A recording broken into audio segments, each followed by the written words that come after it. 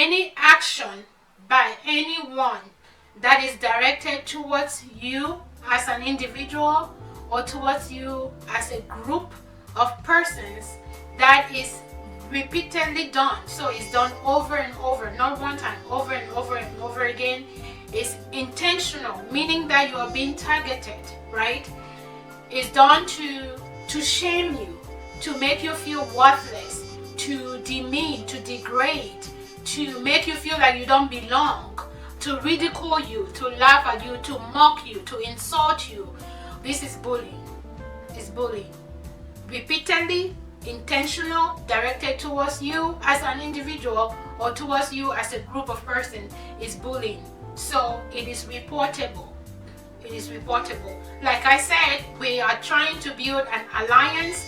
We want to hold people responsible and accountable. So if it's happening to you, please keep a journal, find a notebook, write the date that it happened, write when it happened, whom you talk to. If you are going to the teacher, the principal, put it in there, put down the names of the student or students involved. This is how we are going to build a case. So if it gets to where you're going there, they are dismissing you like you are the problem, then we can go back and see and look and be like, oh, she reported on this day at this time to this person about this and nothing was done, and so on and so forth.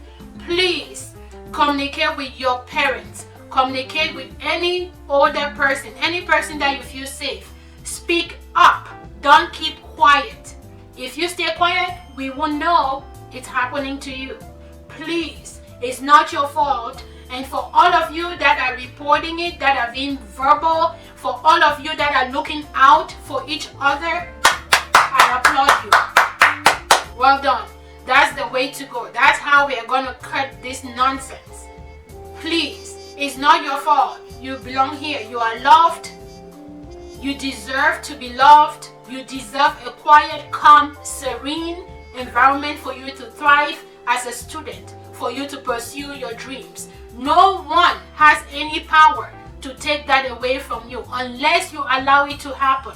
And why am I saying this? As parents, we have to instill into our children on a daily basis. I know we are busy, we don't have time. Let's do our best to teach them about self-worth. When you know who you are, when you know your values, when you know who you are and who you are with, or you know that you have support and all of those things, it helps, gives you that ability to fight back.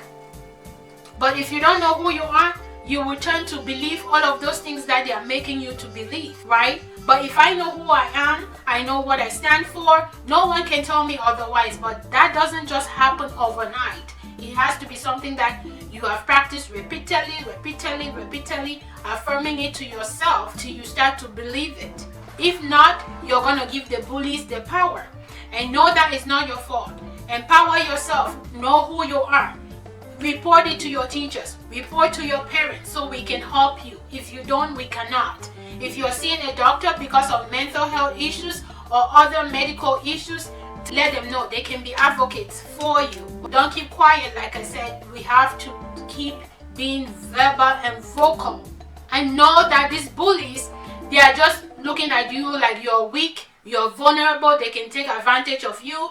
They want to feel empowered. They want to feel like they're in control. Maybe they are doing it to show off. Maybe it's because you're smart, right? You're too beautiful, you're smart, and they can't stand it. You have a light in you, you have that special anointing that is just making them uncomfortable. Sometimes people hate you, people are jealous about you, but you don't know what you did to them.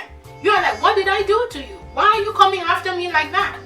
They don't have any reason. You can't find any reason, but it's because sometimes you carry something special. And when they see that, that bothers them. And they are trying to do all they can to derail you from your goal. So you have to know this.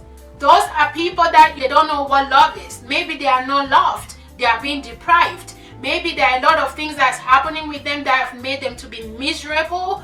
And they want to project that on you. So it's not your fault.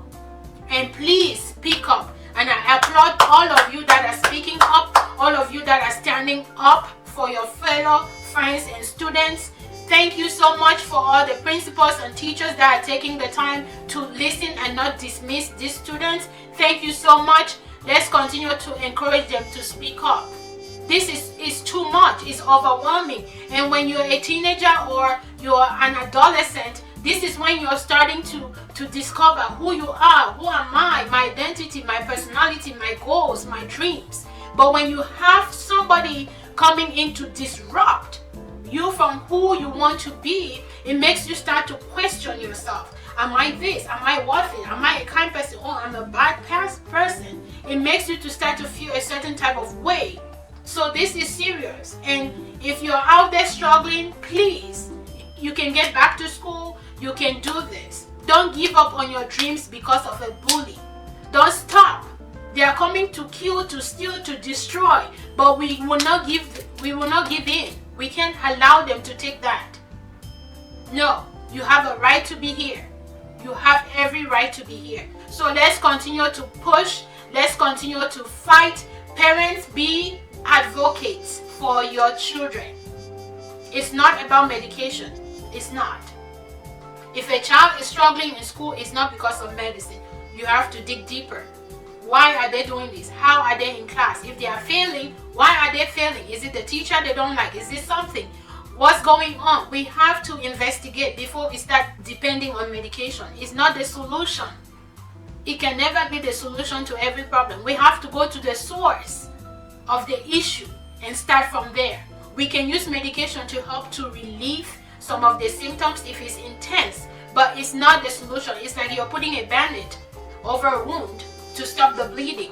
But then if you don't go back and check the wound to make sure the wound is not infected, it's not bleeding, it may start to rot and it smells, right? So if we're using sometimes like a bandage, we have to go to the core to solve the problem, because if those stressors are still there, we are not making any progress. So let's continue to build this alliance. It's still going on, it's still happening, and it will continue to happen. Whether we like it or not, it will.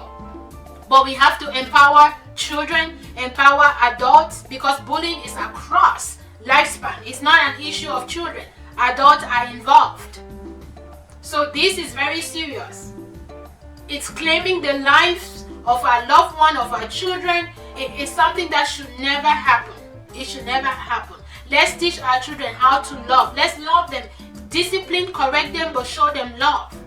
Tell them why you're disciplining them, so they can contribute to their society, to their friendship, to their homes in a positive way. Let's not give up. But no child deserves to die through bullying. No child deserves to die through